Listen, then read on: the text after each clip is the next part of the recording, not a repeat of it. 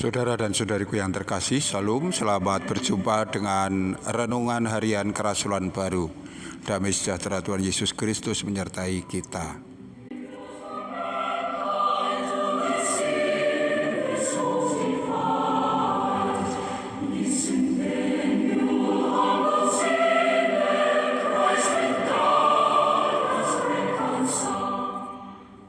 Saudara dan saudariku yang terkasih, kita masih akan melanjutkan pendalaman kita akan peristiwa-peristiwa yang mendahului kesengsaraan Tuhan Yesus Kristus, kaitannya dengan pengkhianatan Yudas Iskariot.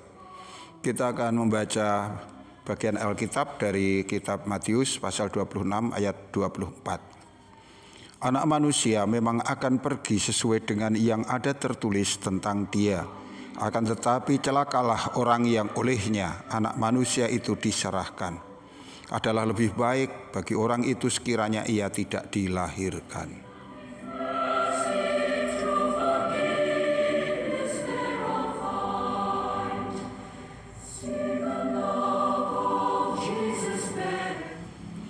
Saudaraku yang dikasihi Tuhan, tulisan di atas adalah peringatan Yesus yang ditujukan kepada orang yang hendak mengkhianatinya.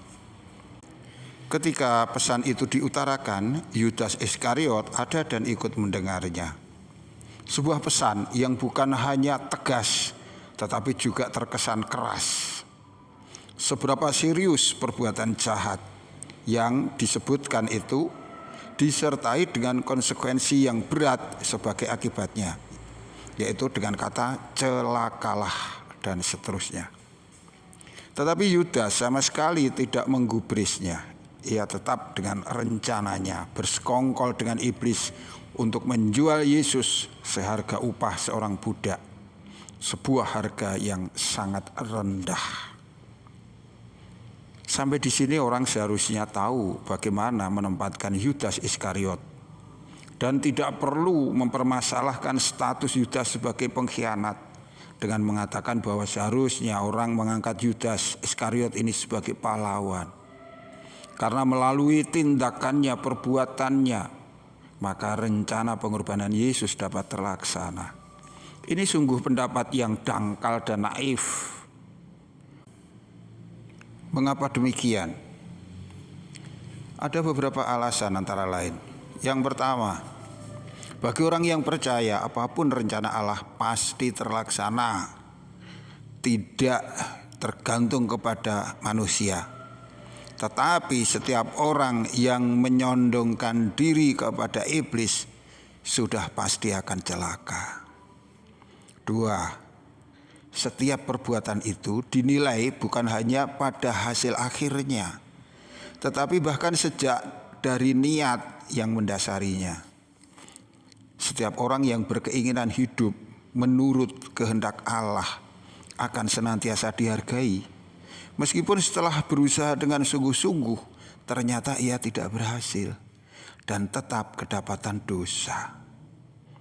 Sebaliknya orang yang sejak semula berniat melawan Allah dan lebih menyondongkan diri kepada tipu daya iblis, maka segala usahanya yang jahat akan senantiasa bersifat dosa. Meskipun mungkin akhirnya iblis gagal dengan misinya yang ditandai bahwa perbuatan itu tidak mendatangkan kerugian-kerugian atau bahkan mungkin menghasilkan keuntungan-keuntungan tertentu. Berkat dan selamat yang datangnya dari Tuhan tidak pernah dapat dihasilkan dari perbuatan-perbuatan yang sembrono, yang tidak disengaja dan tidak bertanggung jawab seperti itu. Yudas Iskariot sudah berniat jahat sejak semula. Ia tidak mau mendengar peringatan Allah. Ini adalah sebuah kesalahan yang serius. Maka celakalah ia karena lebih taat kepada iblis yang tidak pernah berjasa apapun kepadanya, daripada untuk patuh kepada Tuhan yang mengasihinya dengan tulus. Kemudian juga ada alasan ketiga. Allah adalah sumber segala kebaikan. Melalui kuasanya, Allah sanggup mengubah pekerjaan-pekerjaan manusia yang tidak sempurna, bahkan yang salah, menjadi kebaikan-kebaikan yang bermanfaat bagi orang banyak. Meskipun begitu, dalam hal ini tidak berarti bahwa Allah setuju dengan perbuatan jahat. Ini bisa kita lihat misalnya dalam kisah Yusuf. Saudara-saudaranya berniat jahat untuk mencelakakannya, bahkan ingin membunuhnya. Tetapi Allah mengubahnya menjadi kebaikan dan kemanfaatan untuk kelangsungan hidup bangsa Israel. Ini tertulis di dalam kitab Kejadian pasal 50 ayat 20 yang demikian. Memang kamu telah mereka-rekakan yang jahat terhadap aku, tetapi Allah telah mereka-rekakannya untuk kebaikan, dengan maksud melakukan seperti yang terjadi sekarang ini, yakni memelihara hidup suatu bangsa yang besar. Saudaraku, di sini menjadi jelas bahwa kejahatan tetaplah kejahatan yang asalnya dari iblis, dan sebaliknya kebaikan tetaplah kebaikan yang datangnya dari Allah. Kita tidak pernah diajarkan untuk menjadi hakim atas siapapun, termasuk kepada orang yang telah melakukan kejahatan berat seperti Yudas Iskariot. Karena hakim yang sesungguhnya dan berwenang menentukan salah dosa tetaplah hanya Allah saja. Adalah lebih baik bagi kita untuk mengurus hidup kita sendiri agar selalu patuh dan taat kepada Tuhan daripada mencari-cari kesalahan orang lain.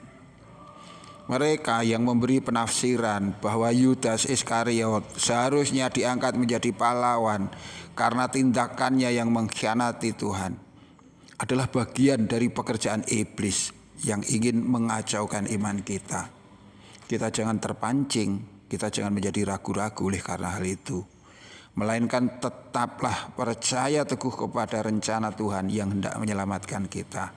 Dan tetaplah waspada dan selalu tegas untuk menolak iblis dan melawan dosa. Tuhan memberkati kita.